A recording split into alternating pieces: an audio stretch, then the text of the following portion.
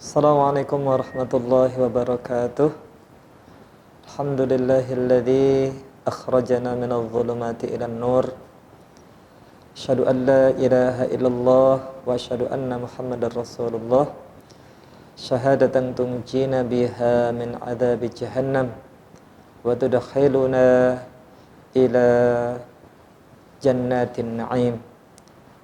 Allahumma salli wa sallim wa barik ala nabiyyina Muhammadin sallallahu alaihi wasallam wa alihi wa sahbihi wa man tabi'ahum bi ihsanin ila yaumin nusyur. Qala ta'ala a'udzu billahi minasyaitonir rajim wa akhalallahu al-bai'a wa harrama ar-riba.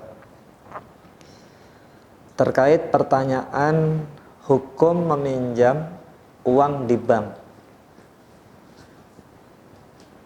Kuncinya itu pada kata meminjamnya, bukan pada kata banknya.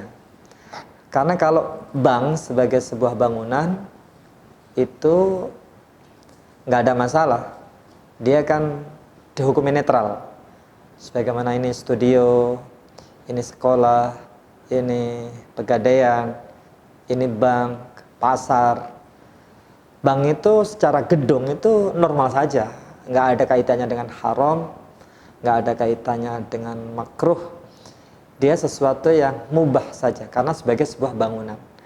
Sehingga karena sebuah bangunan, maka ketika kita melewatkan jasa di bank, itu semua ulama sepakat halal. Misal, saya mau haji ini misal, kemudian melalui perantara bank agar disimpan di bank, kemudian ketika sudah terkumpul uangnya sampai layak untuk berangkat, misalnya ONH sekarang katakan 30 juta gitu ya, 30 juta terus ditaruh di bank 5 juta, 5 juta, 5 juta 6 bulan kan berarti sudah sampai tuh ke 30 juta.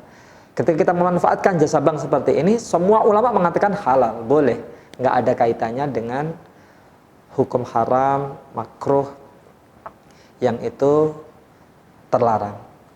Pertanyaannya adalah gini, kalau meminjam bagaimana? Nah, kalau meminjam sekarang, meminjam itu cara pengembaliannya bagaimana? Karena kalau meminjam tetapi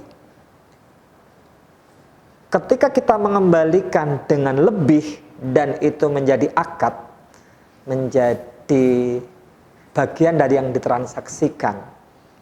Transaksi, saya peminjam 1 juta. Setiap 1 bulan saya membayar 200.500 rupiah. Berarti kan 200.000 lebihnya 500, dibayar 5 kali, berarti terkumpul 1.200.500 kan.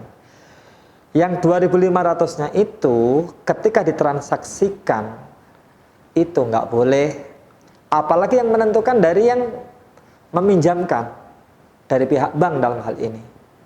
Jadi misalnya, Pak ini nambah ya tiap bulan itu 500 rupiah, mau hanya 0,5% atau 0,9% itu jatuhnya ke haram.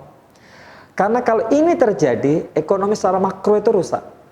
Makanya mazhab yang paling berat dalam hal ini adalah mazhab Hanafiyah, yang sangat peduli dengan masalah-masalah sosial.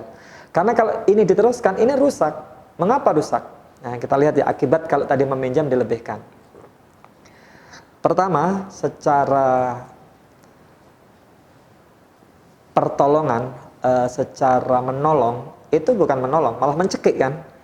Ini jelas-jelas orang butuh uang, malah disuruh kembalikannya lebih besar daripada waktu pinjamnya. Coba, petani miskin, nggak bisa pinjam sana, nggak bisa pinjam sini, dipinjemin uang, menghasilkan bulanannya aja juga belum tentu bisa bayar, ini malah disuruh nambahin dari pembayaran ketika dia pinjam.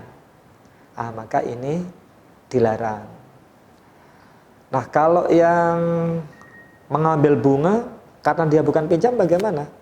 Ya apalagi kan itu punya orang lain. Jadi kalau yang naruh tabungan kan berarti ketika dia punya kelebihan itu diambil dari orang yang minjam tadi kan. Yang minjam tadi kan 500, 500, 500. Itu dikumpulkan oleh bank, itu dibuat bunga bagi yang menabung. Yaitu sama saja. Jadi bagaimana dong kalau seperti ini? Maka dalam hal ini, kalau Imam Hanafi tadi jelas ya, mengharamkan. Nah, sebagian lagi berpendapat prinsipnya darurat. Prinsipnya darurat. Kalau sekarang nggak ada bank, ketika kita butuh uang, mau gimana? Ke tetangga nggak mau, ke pegadaian harus punya barang yang digadaikan. Satu-satunya lewat bank. Maka karena darurat, ada juga yang cukup mensyubhatkan. Dan ini terjadi pada waktu Majelis Tarjih Muhammadiyah di sekitar tahun 2000-an, tahun 2000-an, 99 2000, sekitar tahun 99 tahun 2000 itu mengatakan hukumnya adalah syubhat. Nah, bahkan ada yang pendapatnya selama tidak terlalu besar itu halal. Karena berdalil pada kata ad'afan mudha'afah, bunga yang berlipat ganda. Kalau bunganya terlalu kecil, bunganya sangat kecil, jadi tidak layak disebut sebagai bunga, hanya segitu 500 apa sih? Bahkan ada yang membolehkan. Waktu itu hasil juga dari sekitar tahun 1999 tahun 2000 itu hasil dari pertemuan soal jawab Persatuan Islam.